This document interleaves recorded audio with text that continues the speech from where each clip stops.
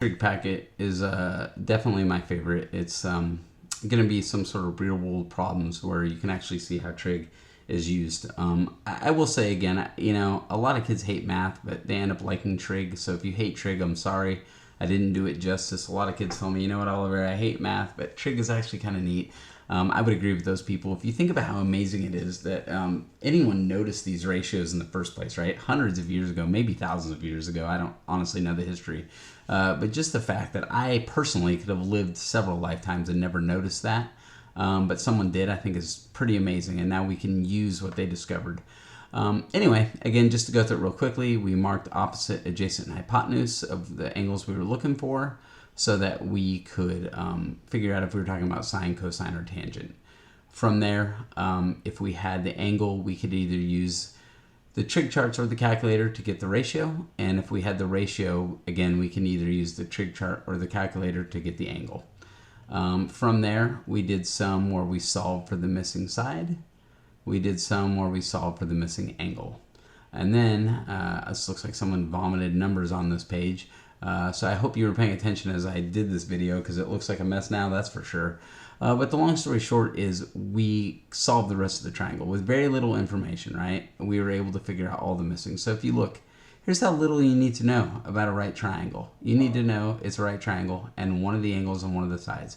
If you have that much information, you can learn every single thing else about it, which I think is pretty cool. All right, so now let's get into some word problems. I'll tell you right now, I think this is one of the most poorly written questions I've ever seen in my life. So I'm going to go ahead and do it just so that you're not thoroughly confused like every year kids are.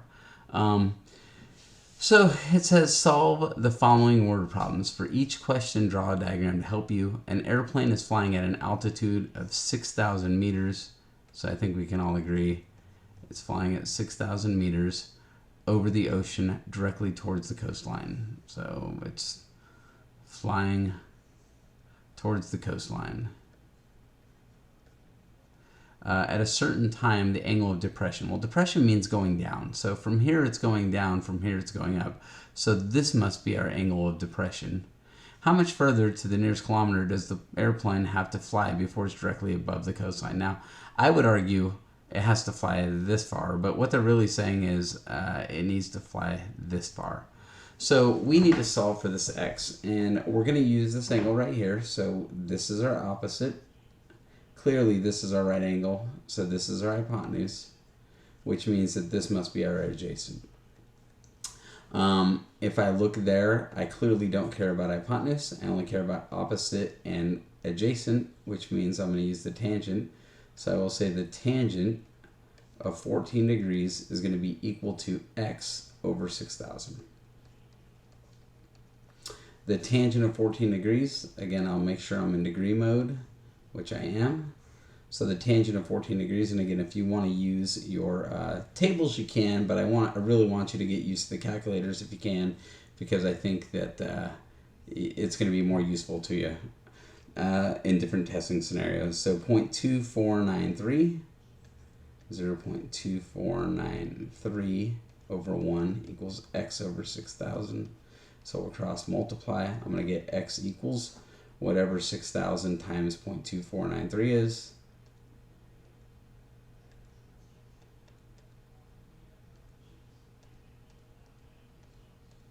I'm going to end up getting 1496, so 1496 meters is about how much further it's going to have to fly.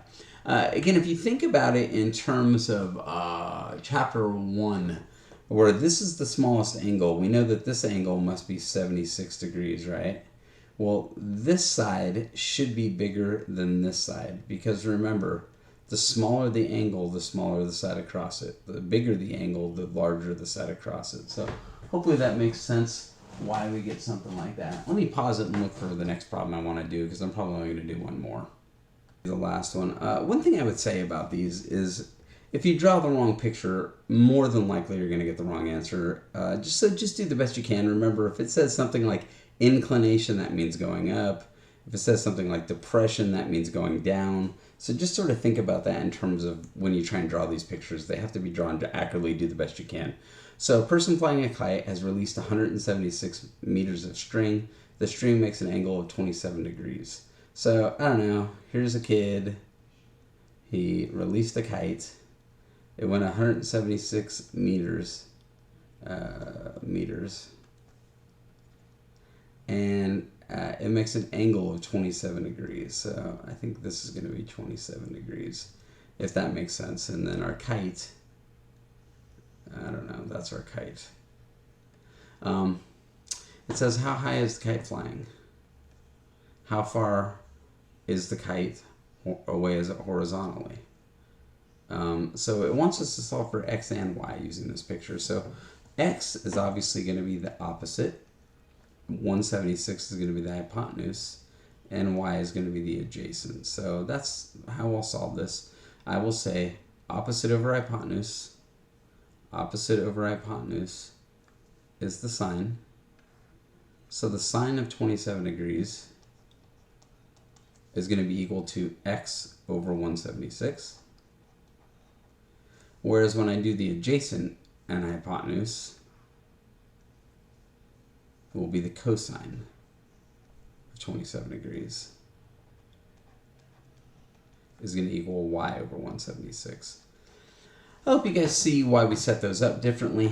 One was the sine, one was the cosine, because we're looking at different sides. The other thing is, if you're wondering, wait a minute, Oliver, couldn't we have figured out the opposite first and then use something besides cosine? Absolutely. Once we knew this side, we could have used tangent to get y, or we could have used cosine, or we could have figured out this missing angle and used sine. I don't know if I confused you by saying that, but the more you learn about a triangle, the more of these sine, cosine, and tangents that you're able to use. So it's just sort of a matter of keeping them all straight. So anyway, again, the sine, I'll make sure I'm in the right mode, which I am. The sine of 27 degrees